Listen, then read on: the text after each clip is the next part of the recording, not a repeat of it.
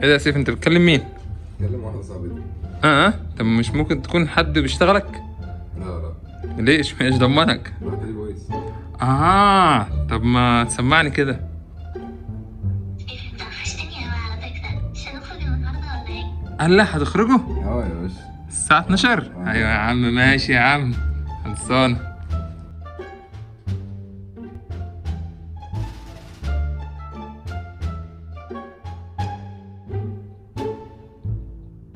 بعتت لك قلب يا سيف.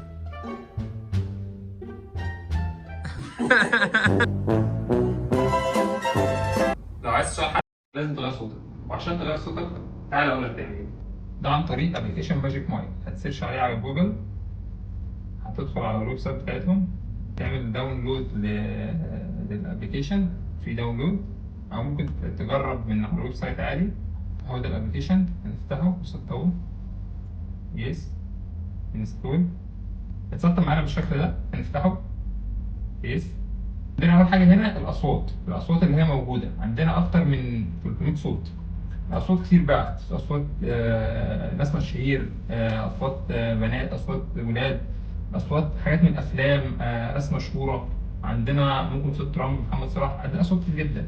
انت هتختار الصوت اللي يعجبك، وليكن هتعمل مثلا زي ما اشتغلنا بالهاي، هنختار صوت بنت بترشي، هنختار صوت بنت، تمام. هيظهر عندنا تحت هنا صوت البنت. لو عايز اسمع الصوت اللي انا مختاره هدوس هنا تشغيل السماعه عشان اسمع الصوت اللي انا مختاره. عشان نسمع الصوت اللي احنا اخترناه هنشتغل كده. يا سيف، يا سيف، عامل ايه يا سيف؟ يا سيف. ممكن بقى نغير اي اصوات عاديه. الفكره ان احنا بنقدر نغير المايك بتاع الجهاز نفسه، اللي احنا نقدر نتكلم بيه مع اي حد في اي حته. يعني انا لو بعت لحد رساله على واتساب دلوقتي، يا سيف في الميعاد اللي اتفقنا عليه هتيجي ولا هاي؟ يا ست، الميعاد اللي اتفقنا عليه هتيجي ولا هاها؟ ها، ونكمل اشتغالها في عين الوقت. دلوقتي نقدر نشتغل بأي حد، ونقدر نلعب بيه ألعاب. يعني ممكن نلعب بيه بابجي، أو نلعب بيه أي ألعاب بتقدر تستخدم فيها صوتك وتستخدم الصوت اللي أنت عايزه. احنا عندنا حتى هنا أصوات لناس مشاهير جدا. عندنا صوت الروك، عندنا كريستيانو رونالدو، عندنا ترامب، عندنا جون سينا، ايلون ماسك، محمد صلاح، رياض محرز. عندنا صوت كتير جدا، فهنختار الصوت اللي انت عايزه وتتعامل يا باشا. وعندك تحت هنا دليل الاستخدام، تقدر تشغل المايك ده ازاي عشان انت لو مش عارف تشغله مع كل المواقع. تقدر تشغله زي ما بيقول لك على فورتنايت وكذا موقع، ستيم وحاجات كتير. وانت لو عندك صوت متسجل قبل كده تقدر تغيره، يعني تحط نفس الملف اللي انت عايز تغير صوته وتحط تغيره عادي، مش شرط تبقى لايف او تبقى الصوت العادي. وممكن كمان تنشئ صوت لحد مش موجود على الابلكيشن، يعني تعمل صوت جديد باسم صوت جديد. يعني تعمل صوت للرئيس مثلا وتقلد صوته، يعني هو هتتكلم كأن الرئيس هو اللي بيتكلم. فممكن تعمل كاستم لصوت معين انت عايز تعمله، او ممثل مشهور او اي حاجه. وحلاوه التطبيق ده ان هو بيلعب اللغه العربيه، تقدر تغير اللغه من فوق من هنا، اللغه تعملها اللغه اللي انت عايزها. بس احسن حاجه بيلعب اللغه العربيه، فالموضوع سهل. انت حتى لو مش فاهم في حاجه هتفتح وتشوف اللي عايز تعمل ايه. وتقدر تستخدم الاب ده مع تطبيقات كتير زي فيسبوك ويوتيوب، مواقع التواصل الاجتماعي، سوشيال ميديا، ميتنج، زوم، سكايب. تقدر تتكلم مع اي حد بصوت مختلف في اي حاجه من الحاجات دي. في حاجات طبعا كتير.